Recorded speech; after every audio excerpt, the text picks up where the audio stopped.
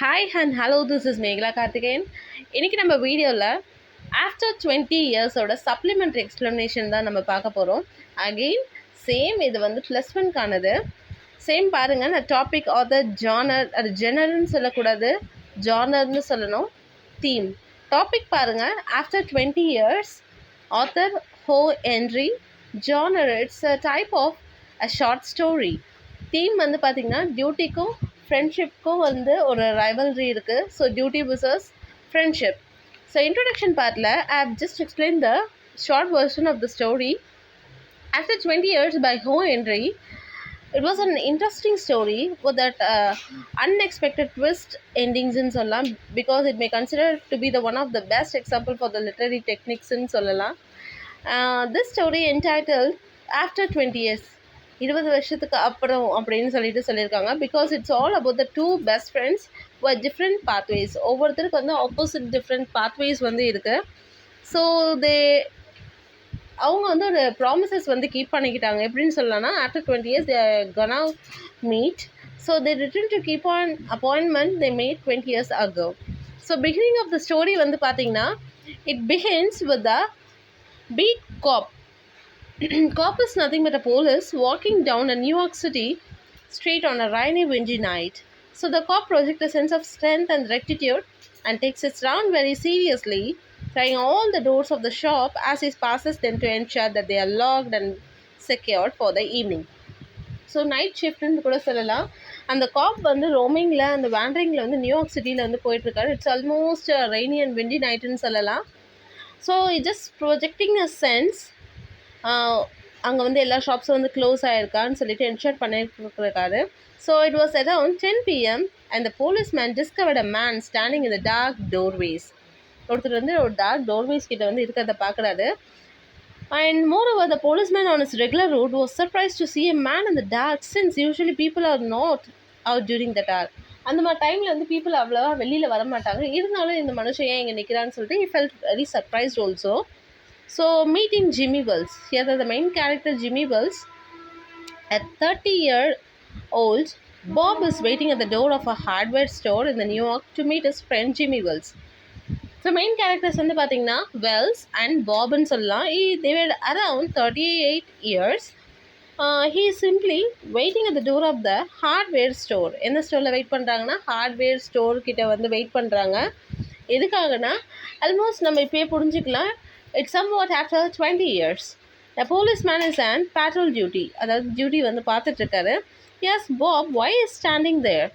Bob tells the cop that ஹீங்க வந்து யாரை represent பண்ணுதா, பாபை ரெப்ரசன்ட் பண்ணுது. அவர் வந்து அவரோட ஃப்ரெண்டுக்காக வந்து வெயிட் பண்ணிட்டுருக்காரு. So after 20 years, next topic பாருங்கள். Bob says that before parting they had made a promise to meet at the same place at the same time on the small date after 20 years. இவங்க வந்து ஒரு promises வந்து keep up பண்ணியிருக்காங்க. ஸ்டார்டிங்கே சொன்னேன் இல்லையா, எதுனா இதே 20 வருஷத்துக்கு அப்புறம் நம்ம ஒரு நிலமையில வந்து நிற்போம். அந்த நிலமையில் இதே டைமில் இதே பிளேஸில் நானும் நீயும் வந்து மீட் பண்ணணும் அப்படின்னு சொல்லிட்டு தான் அந்த ப்ராமிஸே.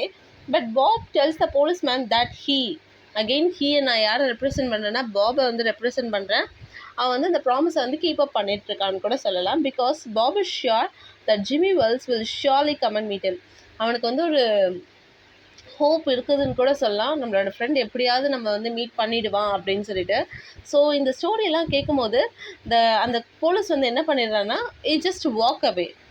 Arrival of police officer. So after 20 minutes later, what was happening na, a tall man in plain clothes comes to meet Bob. So ஒருத்தர் வராரு. He was wearing the plain cloth. So Bob thinks him that he was a Jimmy Wells. So but he realizes that the man is not his friend.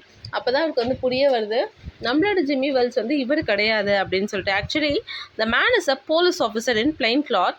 He gives a Bob's a letter from Jimmy. அவர் வந்து என்ன கொடுக்குறாருன்னா, Jimmy கிட்ட இருந்து வந்த அந்த லெட்டரை வந்து கொடுக்குறாரு. So Bob learns from the letter that the police officer whom he met earlier was Jimmy. So ஒரு ட்விஸ்ட் என்னன்னு கூட சொல்லலாம் இல்லையா, யார்கிட்ட வந்து அந்த ரியாலிட்டியான ஸ்டோரியை வந்து சொன்னாரோ அவர் தான் அவரோட ரியல் ஃப்ரெண்டுன்னு. அப்போ தான் வந்து யாருக்கு புரிய வருதுன்னா, பாப்க்கு வந்து புரிய வருது. ஆக்சுவலாக இந்த ஸ்டோரியில் காப் போலீஸ் வந்து சொன்னோம் இல்லையா, ஒரு ரவுண்ட்ஸ்லேருந்து போயிட்டுருக்காரு. ஜிம்மி வெல்ஸ் வந்து ஒரு இடத்துல டார்க் பிளேஸில் வந்து நிற்கிறாரு. இவர்கிட்ட இந்த ஸ்டோரியெல்லாம் வந்து சொல்லும் போது அவனுக்கு அப்போ தான் வந்து அந்த லெட்டரை பார்க்கும்போது புரிய வருது, நம்ம இத்தனை நேரமாக நம்ம ஃப்ரெண்ட் கிட்ட தான் வந்து பேசிகிட்டு இருந்திருக்கோம் அப்படின்னு சொல்லிட்டு. ஸோ சம் வாட் ஸ்ட்ரேஞ்சாக இருக்குதுன்னு கூட சொல்லலாம்.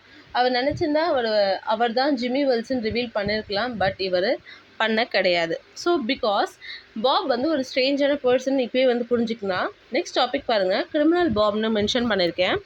ஜிம்மி வெல்ஸ் வந்து he just identified Bob as the most wanted criminal in New York. அந்த நியூயார்க் சிட்டியில் பாப்ன்றவர் வந்து பார்த்திங்கன்னா மோஸ்ட் வாண்டட் கிரிமினல். ஏன்னா நம்ம பிளேஸில் வந்து வாண்டடுன்னு அவ்வளோ சீக்கிரம் வந்து பப்ளிஷ் பண்ண மாட்டாங்க.